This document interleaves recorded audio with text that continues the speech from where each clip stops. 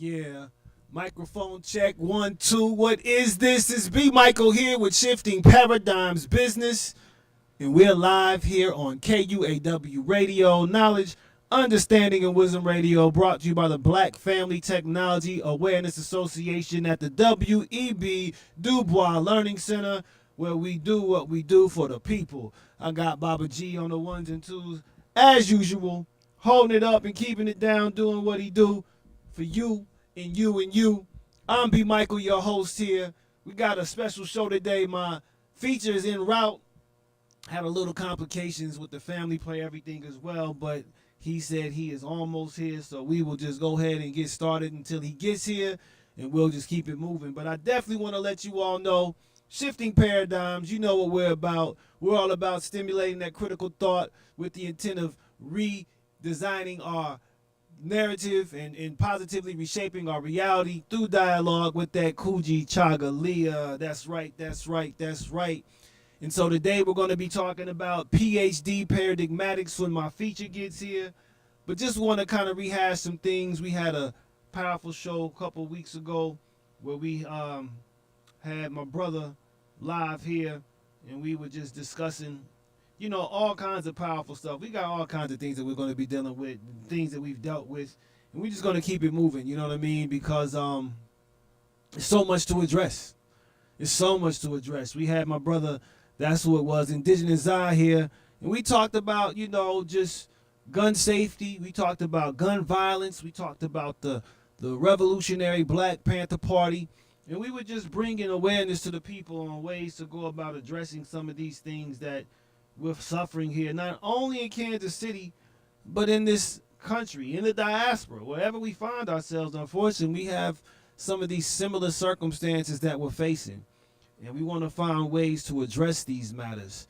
And so definitely want to, you know, big up my brother, General Zah, for his time here spent with us and the discussion that we had. Also want to let you all know that we have some other guests coming up as well. We got my brother Dorian Giles that'll be featured next week. And then after him, we'll be having my brother K Love, Kenneth Robinette, featured. But I do want to let you all know that there is a play that's coming up from one of our features that was not here too long ago, my brother A.L. Johnson. There's a play. It's called, I believe, Competition in the Church. Let me find it real quick. So there is a play that is going to be taking place here at Kansas City, and I definitely want to big up the play. It's written by the brother Booker T. Fleming. It's going to be at the Just Off Broadway Theater. The play is actually going to be named, I'm scrolling through it trying to find what the name of the play is. It is called, let's see, let me just go to Booker T's page here.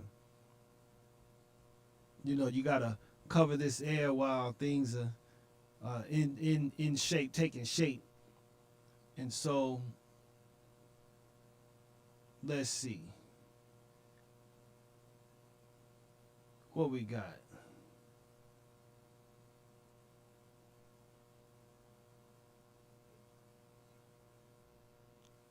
So, I believe the name of this play is something with competition. It's a ministry, not a competition. It's ministry, not competition. And that is what the playwright Booker T. Fleming is going to be presenting to the Kansas City area. And it's going to start on, let's see, July 26th through the 28th, starting at 6:30 p.m. And this is what is going to be taking place. I definitely told my brother that I would promo the show there. So do take a look out for that.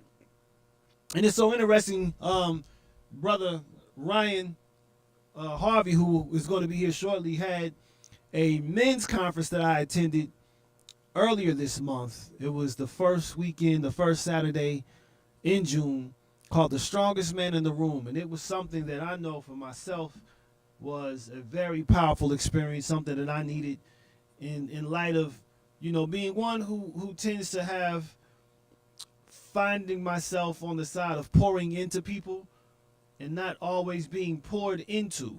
And so that was an opportunity for me to get poured into. And so I had a chance to meet a couple good brothers, network with some brothers, exchange some numbers with some good brothers, and just, looking to build and align with these brothers.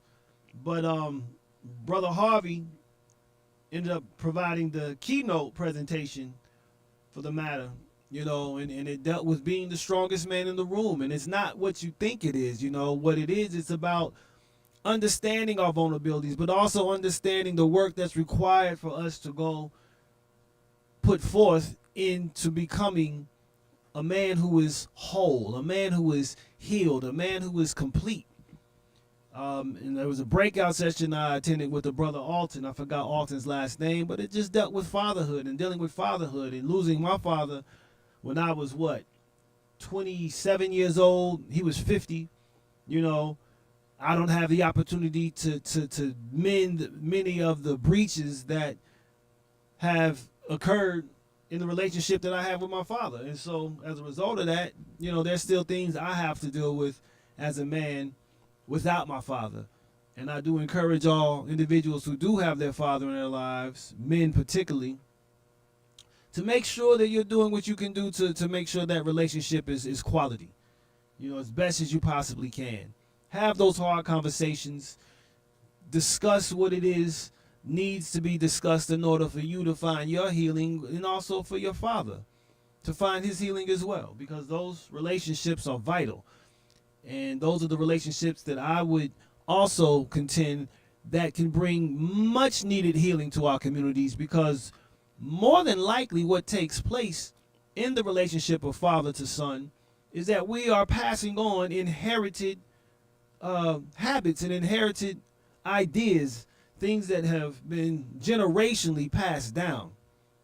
And there has to come a point in time when we actually interrupt these heirlooms that may not at all serve us. And so how do we do that? We discuss them. We talk about it. And we find ways to heal from them. And we get to a better place. And that's so essential relative to our well-being as melanated men. As melanated men, we have a lot of matters that we need to heal from that will lend to our wholeness as a people. Because while we may on the outside look and present ourselves to be whole, be it with finances, be it with material things, cars, houses, clothes, even women, things like that we hide our inadequacies and our weaknesses and our challenges. We have to get whole. We have to become a whole people, a whole individual. And that is work. That is tremendous work that is required to do that. And it requires us being vulnerable and having the conversations, the hard, tough conversations that will lend to our healing. And so I definitely want to encourage us as men to do that as we get to a place where we can actually,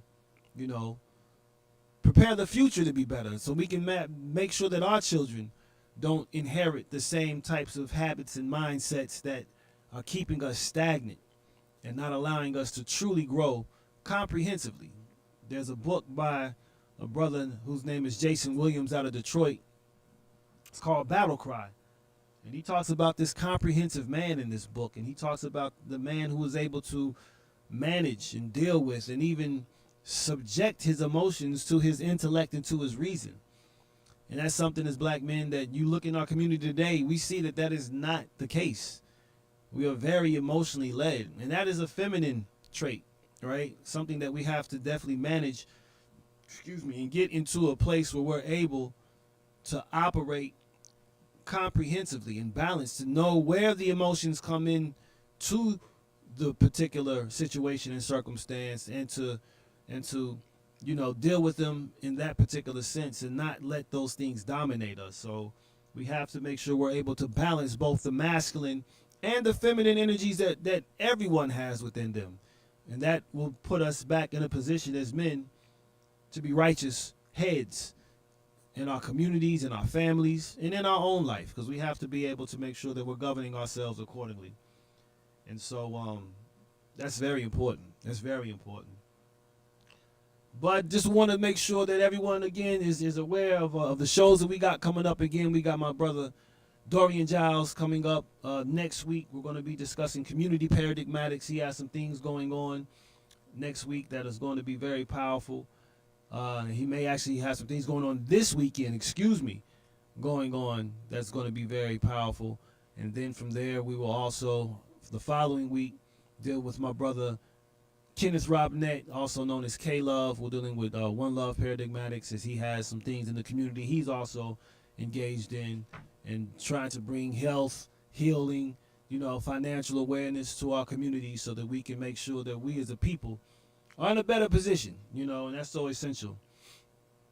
And so just, reflecting on some things, had an opportunity this past weekend, 2 days on the 22nd, to experience my 49th revolution around the sun. I want to give all praises to the Most High for these 49 years of life that I've been extended. Definitely thankful for that. Had a wonderful time with my family. My boys took me out. My Isha, my wife, took me out as well. And so just had an opportunity to spend time with my family. My mother blessed me. My grandfather definitely blessed me as well. My aunts, my uncle. Just had a good time with the family and just able to really reflect on life in these past 49 years. And as a man, you see your strengths, you see your challenges, you see the things that you've done well, you see the things that you've been, challenged with as well. And so putting it all together, I'm just thankful, definitely, in these 49 years of life to have an opportunity to have platforms like Shifting Paradigms, to present to people. Also been writing recently for another media outlet. What's Up Kansas City? There's some articles that I've put out there as well. Get a chance to check those out on Cascade Media's outlet, What's Up Kansas City. And then also, of course, the book. Definitely check out the book if you haven't checked out the book yet. The Kingdom Within, Exploring Torah-Based Governance and Prophetic Messianic Redemption, right?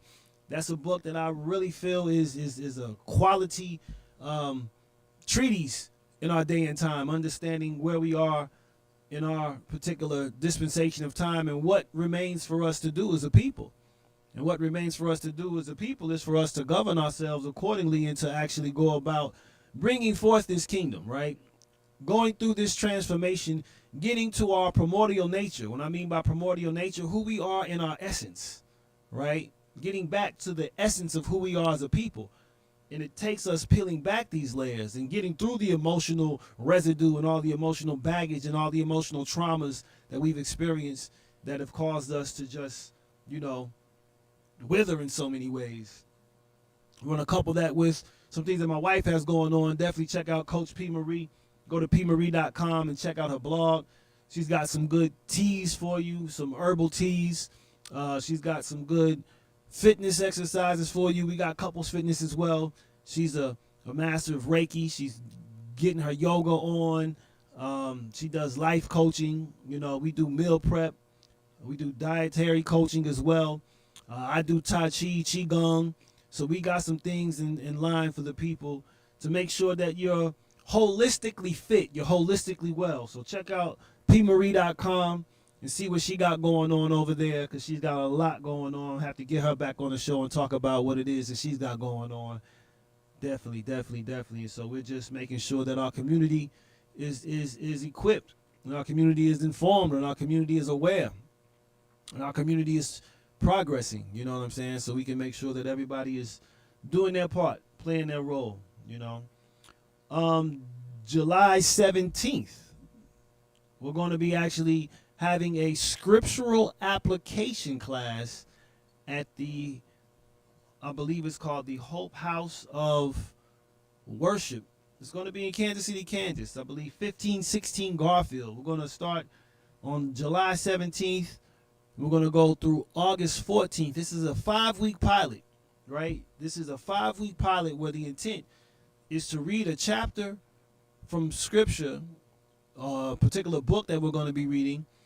we're going to take some lessons out of the particular chapter we're going to read, and it's going to be a threefold application and seeing how to apply these scriptures to our life so that we can actually make sure that we're living the principles of the scripture, right? We're bringing these realities into manifestation through our everyday life, in the family life, in the personal life, in the family life, and in our communal life. So the challenges that we'll have and the assignments that we'll have will pertain to those three particular dimensions so that we can make sure that we're comprehensively living our life in a holistic way.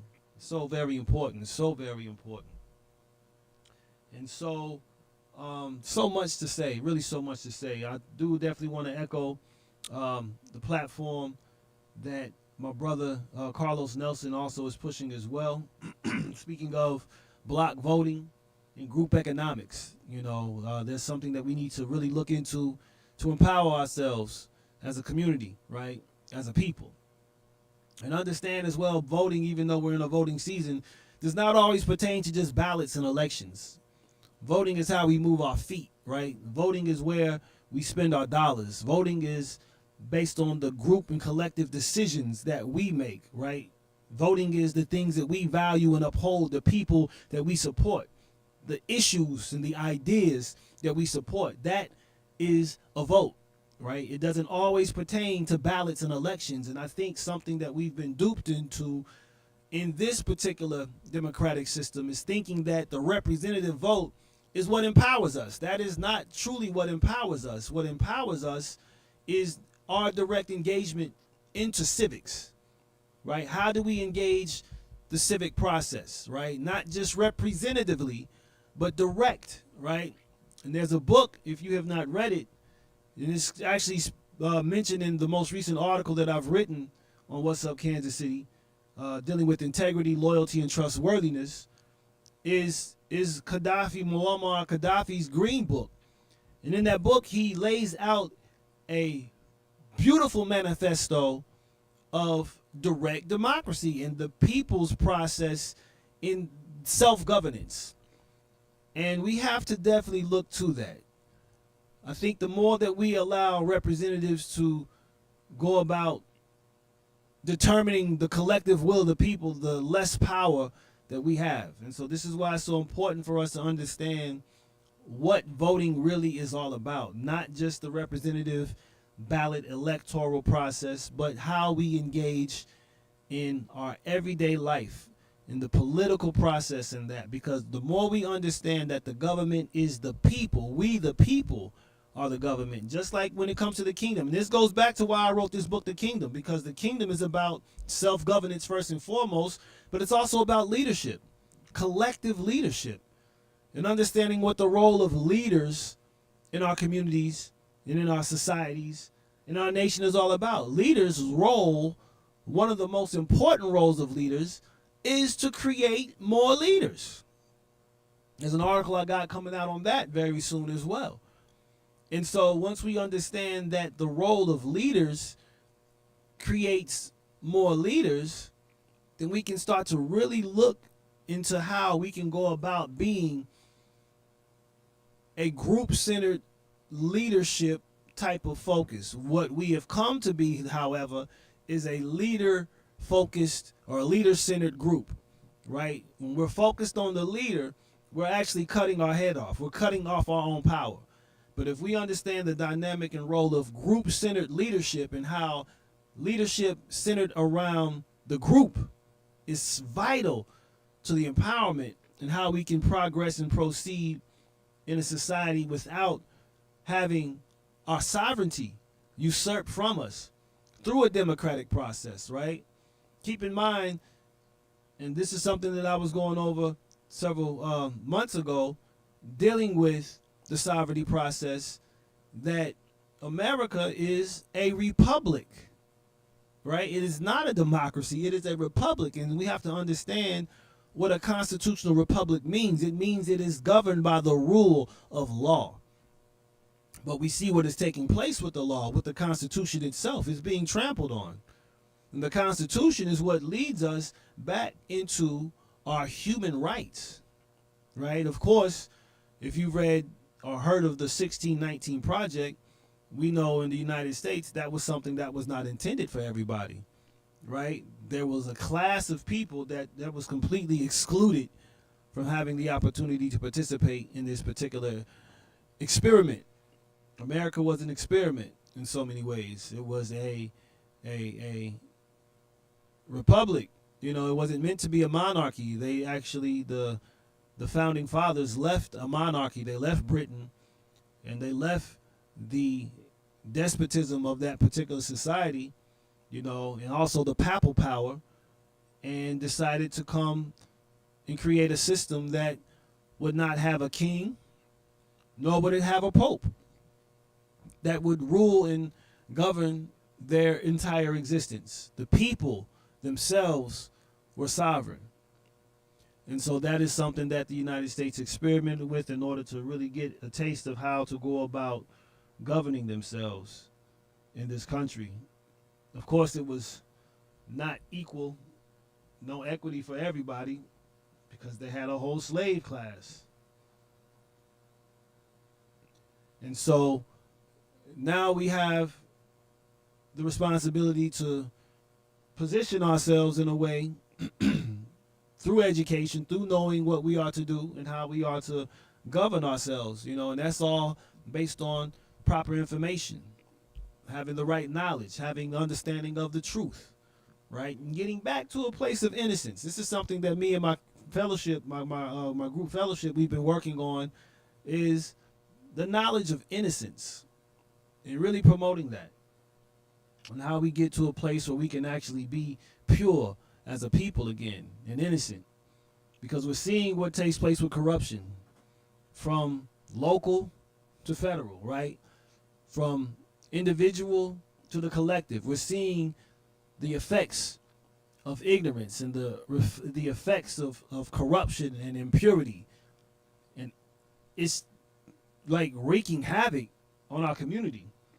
And so the way we go about altering and changing this particular trajectory that we're on is to get to a place where we can be innocent, to get to a place where we can be, you know, knowledgeable, to get to a place where we can actually exercise truth in love, right? And love is not always accepting of intolerable things.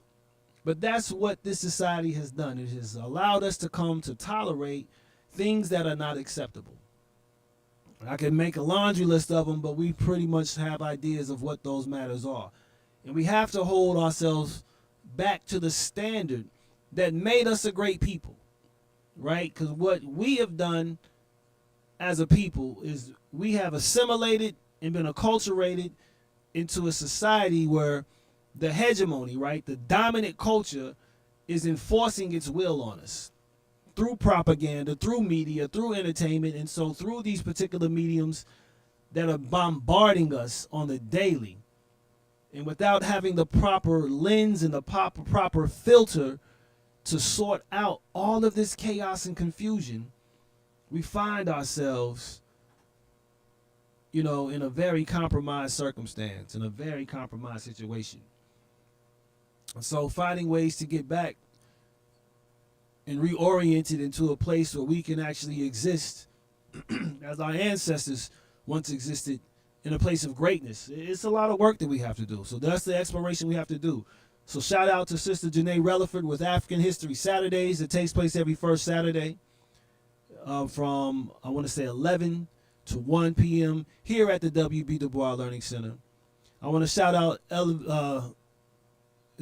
Elevating Men, Brother Andrew Johnson. We got my brother Lauren Jones. My brother Andrew, oh my goodness, how can I forget Andrew's last name? My brother Drew, though, he's there as well. They have it at Pastor Michael Brooks' assembly in Raytown, the Man's Prayer Cave, every also first Saturday, and that's from 9 to 11. So that's something to check out as well. There's a lot of community events that are meant for the upliftment of the souls of our people. Right? And so I encourage everyone to plug in, man. Like, find somewhere to plug in. There's many pockets of consciousness that are around this city. Plug in, right? I talked to my brother Oscar Bolton today, ran into him. Posse is up to 300 members now. You know what I'm saying? My brother Hear Me Wash over at Higher Aspirations is doing a lot of great mentoring in the community as well. Even when you want to come to the Du Bois Learning Center, there's tutoring that can take place here. They have the technology aspect of it with the robotics department here, right? There's so many different things that we can get our youth involved in that can deter them from the negativity, right? And when they get exposed to seeing positive images of melanated men, right? That can completely alter the trajectory of where our people are going, right? You got hip hop groups like, Heat Mob here in Kansas City that have a legacy of hip hop culture, not rap culture, hip hop culture, right? Expose our people to the positive side of life so that we can actually get back on the right track. Because it wasn't this bad. I know when I was growing up in the 80s. It was right around the 80s when things started taking a turn for the worse, though, of course, when the crack epidemic hit. But you know that was operation. You know that was something that was the Mockingbird operation that was done through the Iran-Contra scandal. It was a CIA dossier that was released. But guess what? The people got put to sleep because of the Bill Clinton, Monica Lewinsky scandal.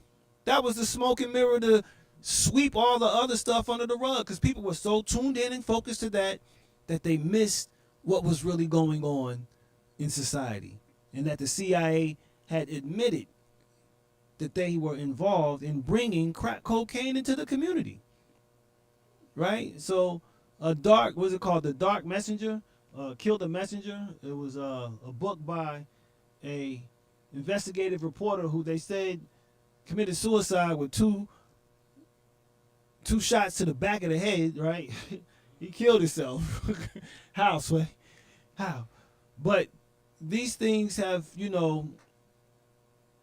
been kept from us intentionally. And this is why we have to make sure that we're aware of everything that's going on in our community and how we can respond to them, for the positive aspect, right? For the positive and the peaceful outcome. This is what we're wanting, and we have to do the work required to get to that point. And so, it's just a matter of being positive and promoting the consciousness that we know will able to turn us into a place, into a people who are able, to shine light. I was talking with my wife this morning. We got to be the representatives of light in truth, right? That's so important to understand the role of light and what light does. Not only illuminates, but it also nourishes. It feeds the cellular structure of life, right?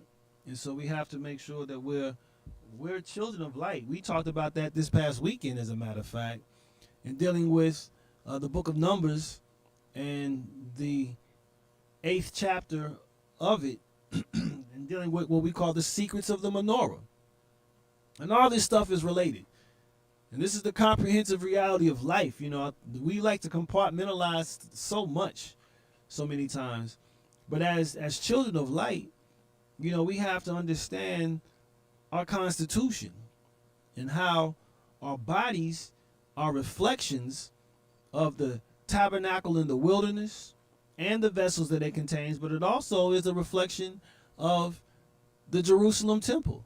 Because everything the scriptures are talking about ultimately is talking about you. And as it's talking about you, it's essential to decode what the message is so that you can apply it to your life and activate your candle, light your candle, set up your candle and become that light that the Messiah himself said that you were the light of the world. Therefore, let your light so shine so that men may see your good works and esteem your Father or praise your Father who is in the heavens. But we have to understand what it means to be the light of the world. It's not a minor matter. It's a major matter, and it takes a lot of work. right? It takes a lot of work. And so I just want to encourage us to always look to the light, right? Just like that movie Poltergeist when Carol Ann got caught up in the television. Mom, not the mom, the little one was like, "Go to the light, Carol Ann." Right? You always want to go to the light because the light is where you will find life. It exposes all things, but it brings everything to light. Not only does it bring all things to light, it also brings all things to life, and that is what we need. We need life in these days. We need major doses of life, right? Because that is what will bring healing to our beings. Ryan said he's outside. Indeed. He may be on the other side. Come to the west side of the building. So Brother Ryan Harvey's outside. That was all impromptu. I just want y'all to know. All that was impromptu, extemporaneous off the top. Because I just wanted to make sure that we're covering some time so we can get my brother up in here and have a brief conversation. And so, yeah, we're actually excited about having my brother here. And so, yeah, this is Shifting Paradigms. I'm your host, B. Michael. We are going to be discussing education paradigmatics with my brother Ryan S. Harvey, who's on his way. Actually, he's here. Just trying to get him situated to come to this side of the building.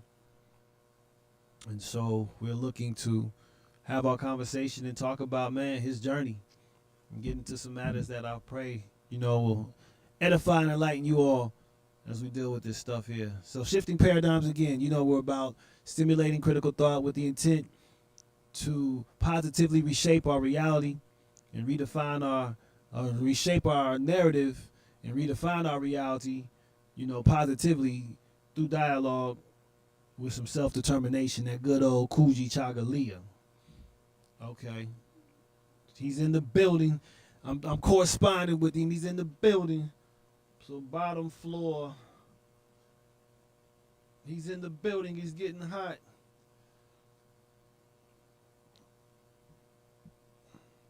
Barbara Walker out.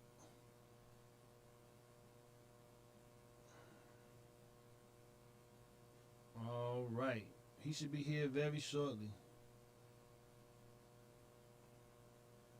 So we're going to get him going. I'm not going to abandon my post. I'm going to stay posted up here so I can make sure that my viewers and listeners are with me.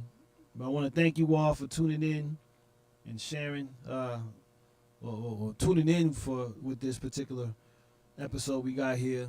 I do want to beg your pardon for the delay, but again, like my brother said, there was some family emergencies that he had to respond to, and so we actually are going to just have a little delay, but we're going to get it going. We're definitely going to get it going.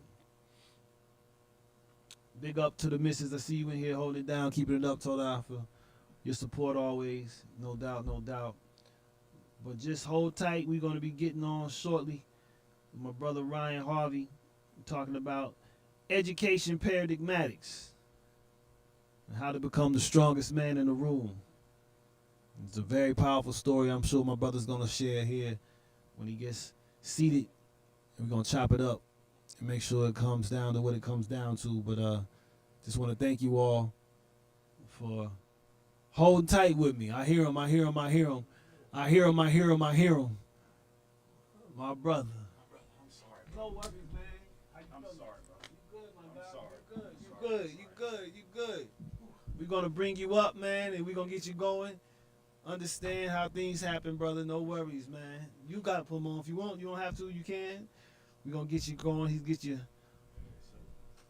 here. You believe you're going to be this camera right here. So if you want to look at the camera, that's the camera you're going to be on. Yes, sir. So I was talking about the conference that we had a few weeks ago, man. The strongest man in the room. You know what I mean? But first and foremost, man, thank you for being here. Absolutely. I've been waiting on this, actually. I'm really mad. I'm really mad because I've been waiting on this. Yeah. And then when we talked about doing it the last time, Uh-huh. I was gung-ho ready to go. Yeah. Because, Yeah. I really am in this place where I'm ready to really share. For sure. Really sit down and talk with people. Yes, sir. So it's important for me to make sure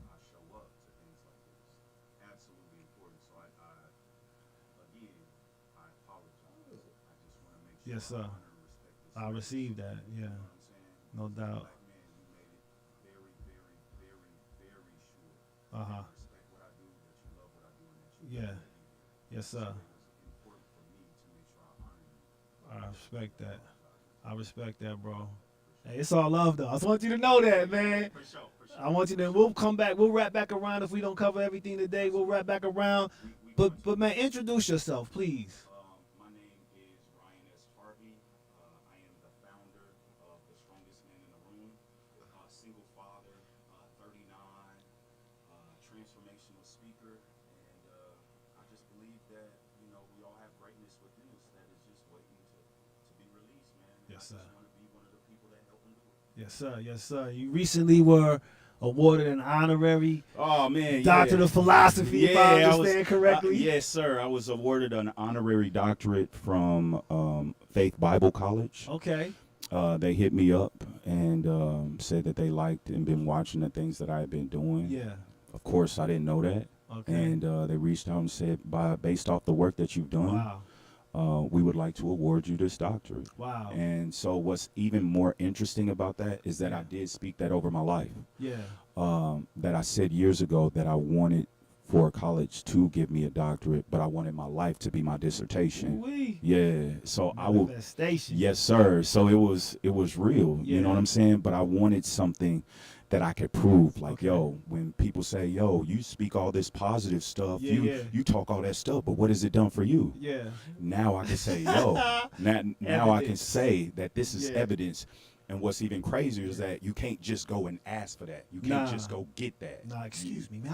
Yeah. Nope. Please, do you think Yeah. I was just wondering, I was really trying to manifest some things in my life, and I was wondering, could you be the school that would give me this doctorate? They're gonna say, nah. Well, what have you done that represents the school? Right. You know what I'm saying? Yes, They're sir. going to ask those kind of questions. 100%. And so for me to be in the position to where they finally, or not finally, when they awarded me this, man, Uh-huh. it was a tremendous honor.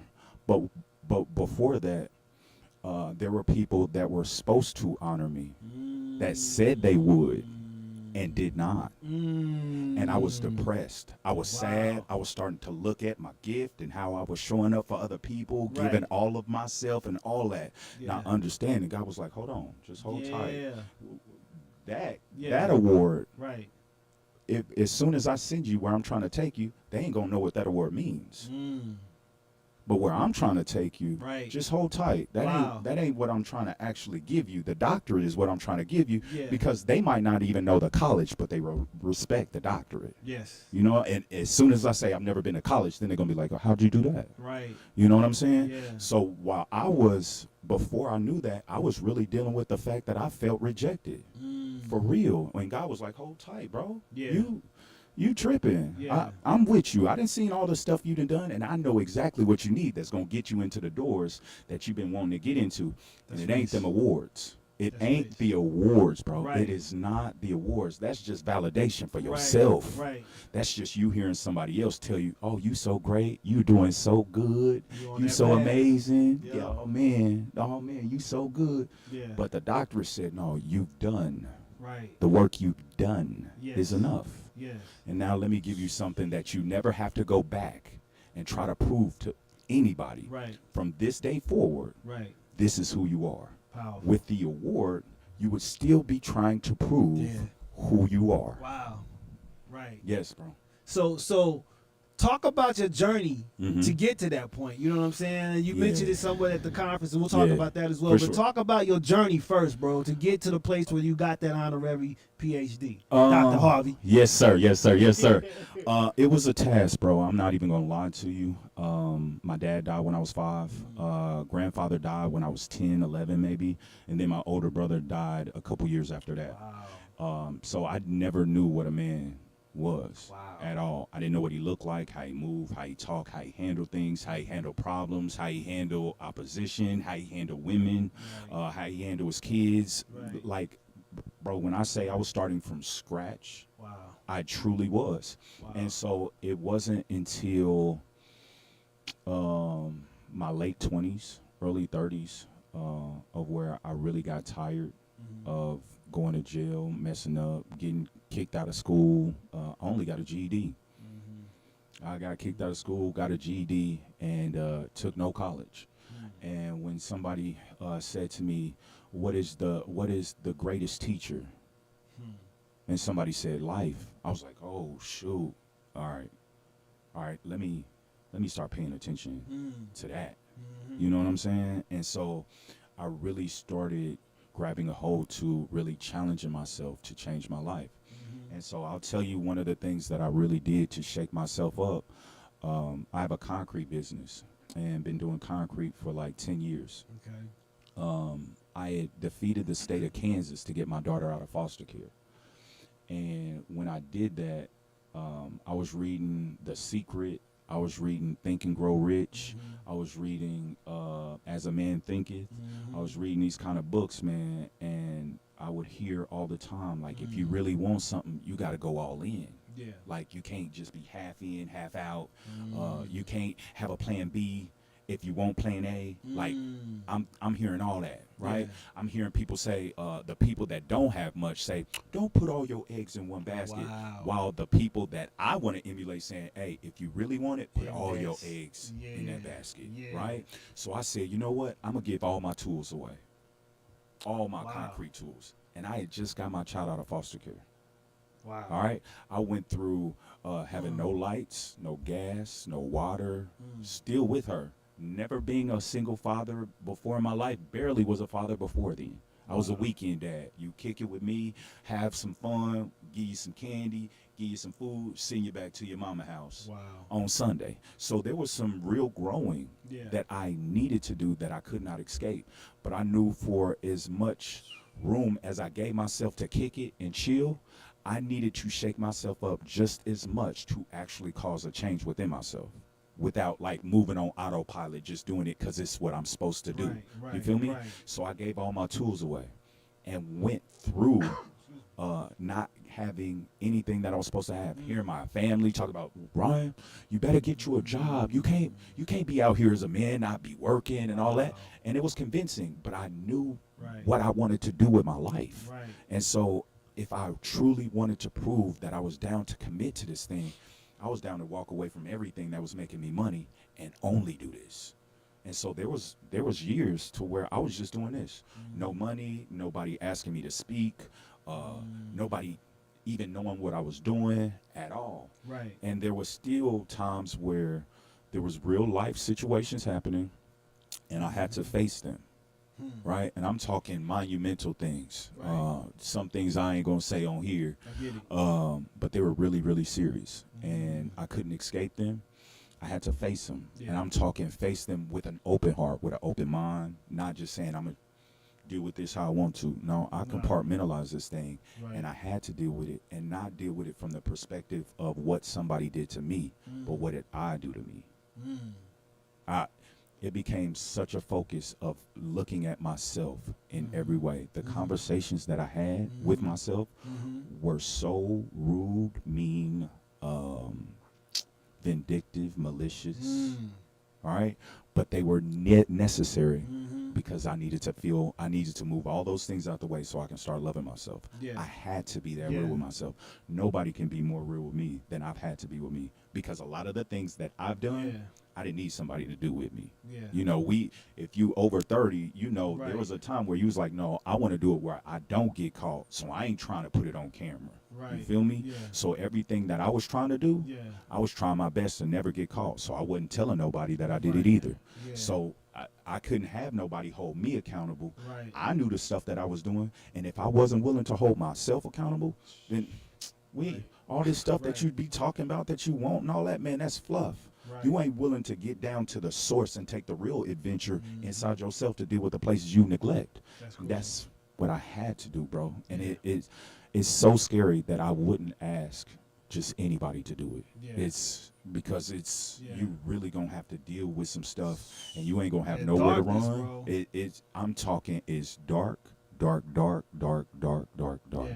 and it is nowhere to turn. Right. You walking around. You know that part. You remember Silence of the I Lambs do. when they turned off the light and walk around like this. That's what Yeah. it feel like. Even Yeah. though you've been in this space hundreds of Right. times, It's still you still unfamiliar. it's still unfamiliar now. Ooh-wee. Because now in the darkness, that's where the change happens. Yep. So what you used to feel for Right. before, you ain't feeling for it no more. Wow. You trying to feel. Is this down the Right. hallway? Right. Is this down the hallway? Now where I you can got make that some room? anxiety and everything, bro. Now you got to deal with that. Yeah. You have to deal with that, and you have to show if you're willing to move past that Wow.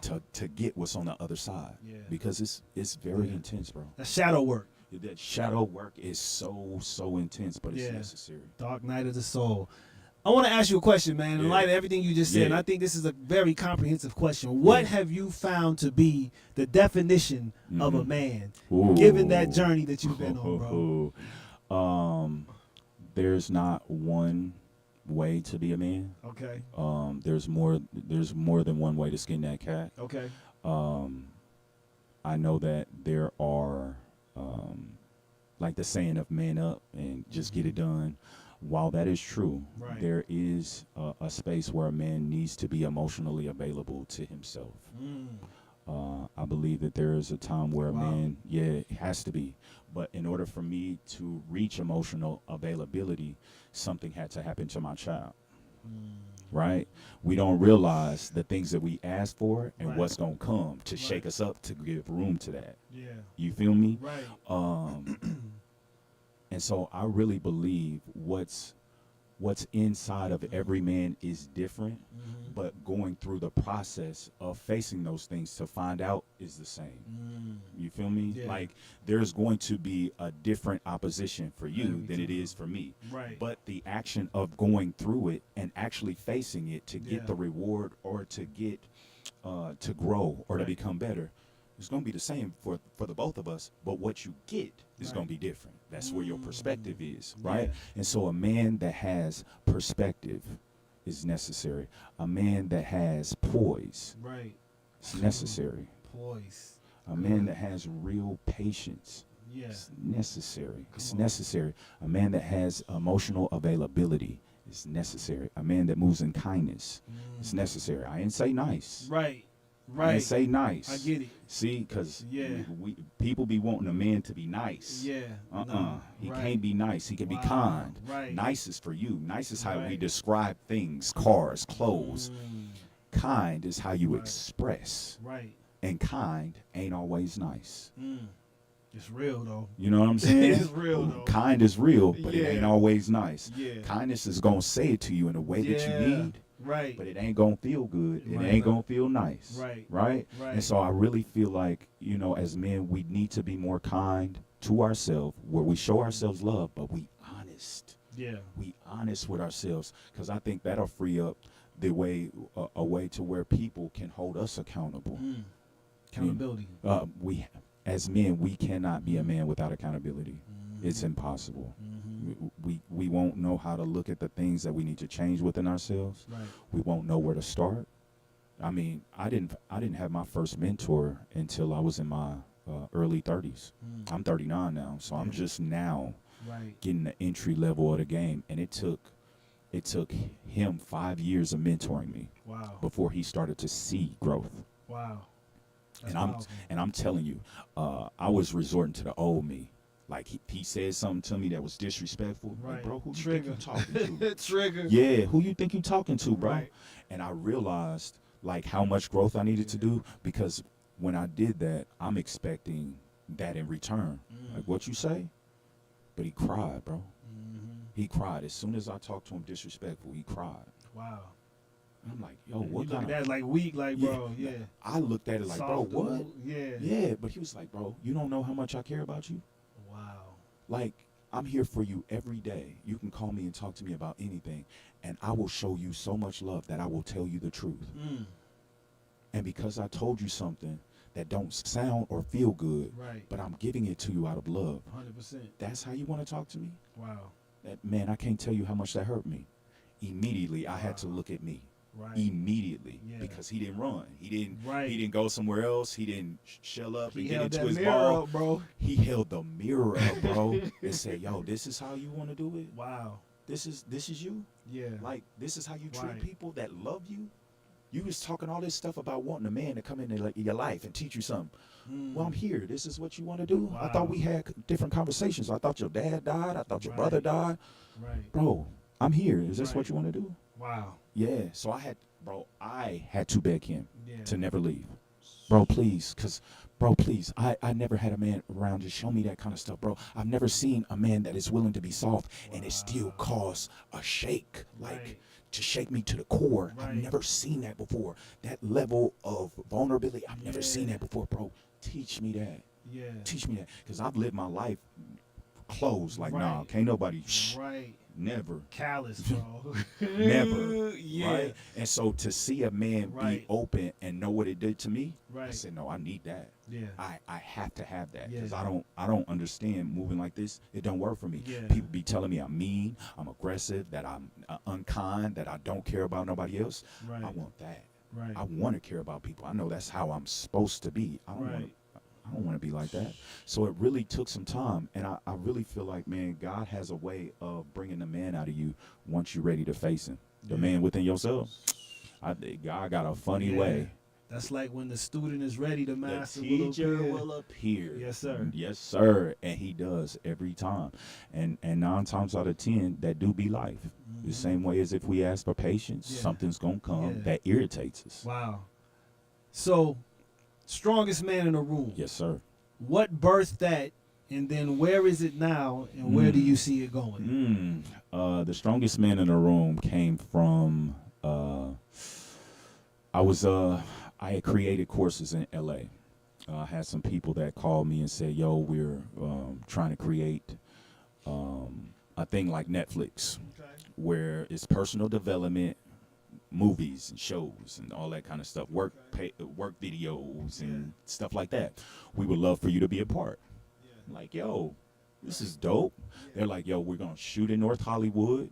You're gonna stay at our house. And we talked a whole year leading up to this. All right. After that year, he called me and say, you ready? I'm like, yeah, ready for what? He's like, man, ain't you ready to go to LA? I was like, yo, I've never been. I'm ready. Let's go. All right. So when he picked me up, he'd take me to his house. All right. Live across the street from the Jenners. Kylie Jenner, stay across the street. They got a high rise across the street. All right. So I'm like, yo, he can't be playing with me. He can't be playing with me. He look like he rolling in money. You know what I'm saying? He has a person that clean their house, a maid, stay at the crib. She got a room. All right, so I'm like, cool. All right, when we go shoot, we shoot in North Hollywood. Everything went well. All right, filmed the courses, got the courses done, came back home. The courses go to over 25 countries worldwide. All right, the guy's like, yo, we want to do another course with you, but we want to take it up a notch. What you say about coming back out there? I'm like, yes. Yes. He said, this time I'm going to rent out a $3.2 million house in the hills. We're going to have actors, actresses, and an actual film crew. All right? He did everything he said. He said, yo, I want to take you to a Lakers game. Got me a suite. All right? Took me to this place called the Soho House, where it's for actors, actresses, writers, directors, super secluded, all that. Go in there, I'm thinking, oh, shoot, I'm seeing Ben Affleck, all type of famous people. I'm sitting there like, okay, I'm eating an acai bowl on the ledge looking over Beverly Hills. I'm like, oh, this is the life. Like, what? Like, no, I can't believe God. God, you good. God, you're so good. I can't believe you did this to me, dog. All right? So when we get home, I start getting messages on Facebook talking about, hey, do you like the way the company is going? I'm like, well, it seems like it's growing from what I heard. There's a lot of people that have bought in. I've heard people that have took the courses like, yo, it's really amazing. I really put my all into it, so I know it's good. And they're like, well, we don't get access to your page no more, to the videos no more. I'm like, what? Next thing I knew, the whole site shut down. So what I didn't know was that I was in a global scam, and I was the face of it. I was the face of a global scam. I got hit up from people from Istanbul, Japan, China, Iceland, Greenland, Australia. Yeah, bro. Because once it shut down, they didn't have their name up anymore. They had the name of the person that did the course. So they looked me up on Facebook and started messaging me where I had to put C translation to where I seen how I was getting cussed out. And so all the people thought I was in on it too. They thought I was laying in dough like, oh no, we got FBI called me. Said, no, give me your accounts. You can't have anything coming in or leaving. Nothing at all. All right. They put me in this group where it was white women from all over the world. All right. So they was pissed. All right. I get in there, tell them like, yo, it wasn't me. I didn't do this. I didn't even get the money that I was supposed to get from it. All right. They made over $1.3 million from my course, then disappeared. They still looking for him. So I was depressed. Like when I went home, I was depressed. Like I can remember people saying, man, this ain't gonna work. Yeah, my mom was like, come on. For real? Yeah, this is too good to be true. They about to pay you. You ain't even got good at this stuff yet. They about to pay you to do this? You don't even know if you can do this yet. I'm like, Mom, you hating on me. You hating. All right, when I got home, that was the worst. It was like the hardest thing to do to look at my mom because I knew as soon as she looked at me, her eyes was going to say, I told you. She didn't even have to open her mouth and say it. Her eyes was going to, baby, right? So I was dealing with it for a while, and my mentor, he let me be depressed about it for a month. Then he said, okay, now what you going to do? Right. I'm like, what you mean what I'm going to do? That was my shot. Right. He's like, what? Right. How was that your shot? Wow. He's like, okay, if you could create your world, what would it look like?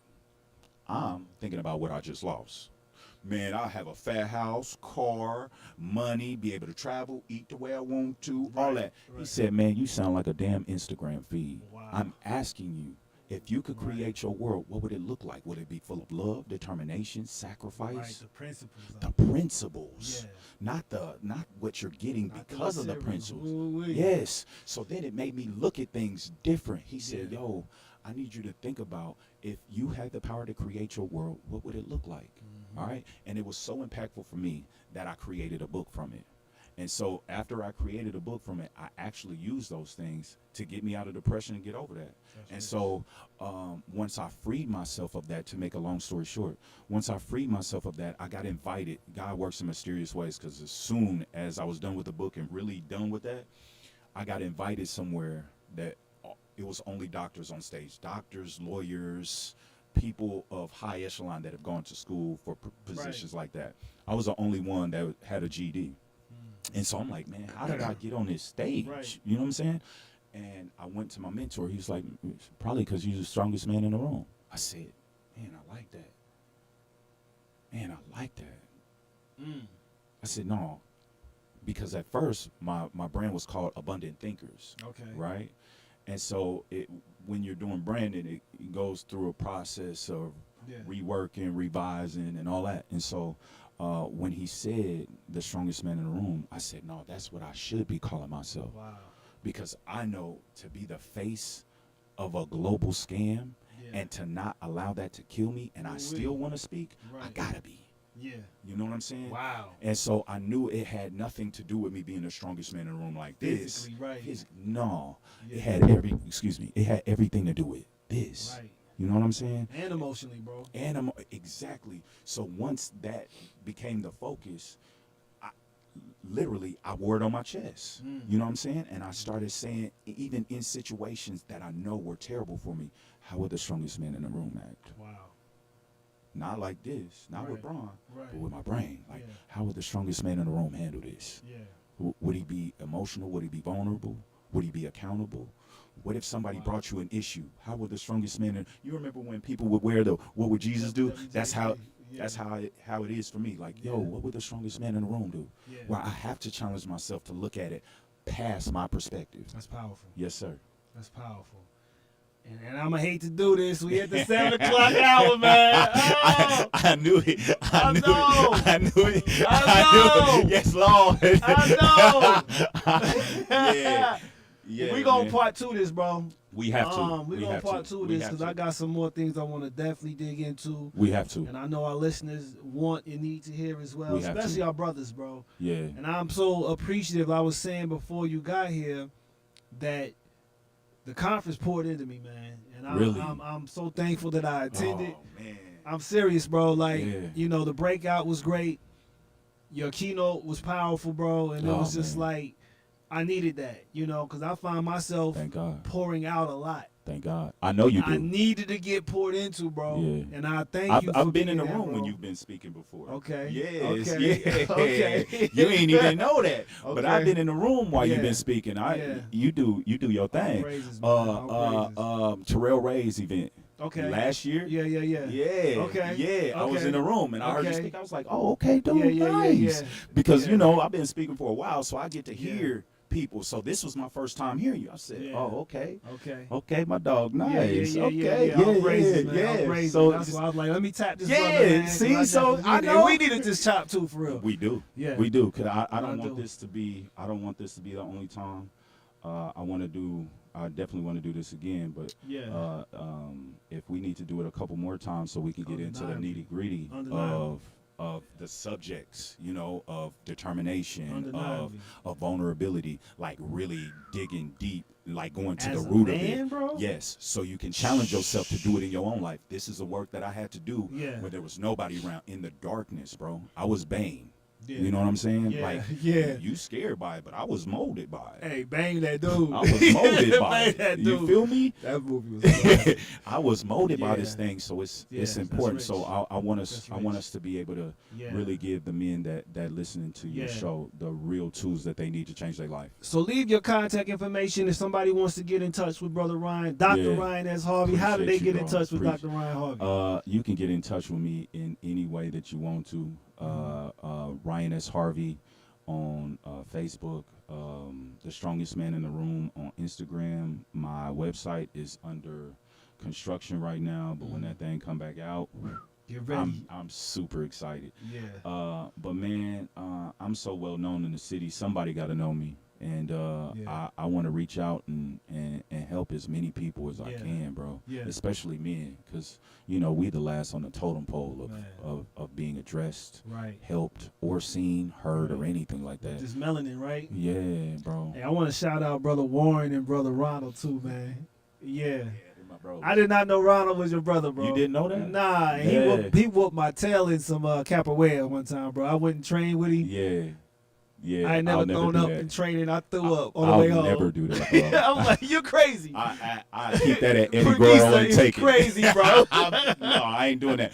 But that's what's up. That's that beautiful, you bro. when bro posted that and I seen you say, I was like, Yeah. man, what are the odds Yeah. of that, dog? Yeah. But you know, Warren, I'm his biggest fan, dog. Can't Yeah. nobody tell me they a bigger fan of him than me. Hey, our family He's- of creators, Yeah, bro. he is probably the most talented young man that I know. That's You powerful. know what I'm saying? Yeah. And Big up, bro. he dope. Big up, yeah, man. yeah. Hey, thank you again for coming Yes, on. sir, Part bro. 2 coming soon. Very I want soon. to thank my listeners for tuning in. This is B. Michael here with Shifting Paradigms. Next week, weeks after we got my brother Kenneth Robnet, and we're going to get you back in this cycle real soon. Hey, man. as soon as whoever's at the end put me after the Got it. It's done. That's all you got to It's do. done. But I want to thank y'all again, B. Michael, Shifting Paradigms, Black Family Technology Awareness Association here at the KUAW Learning Center, KUAW Radio, signing off. Peace and power. Shalom and shalom.